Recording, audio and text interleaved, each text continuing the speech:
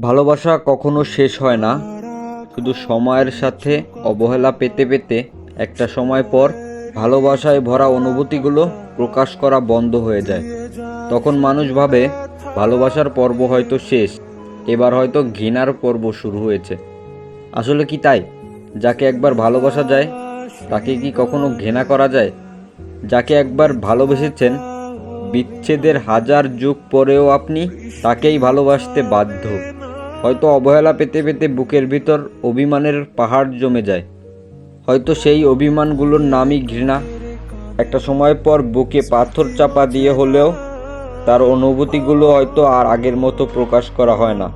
অভিমানে ঘৃণার আধুলি জমিয়ে নীরবে ভালোবেসে যান, তারপরও ভালোবাসার শেষ হয় না।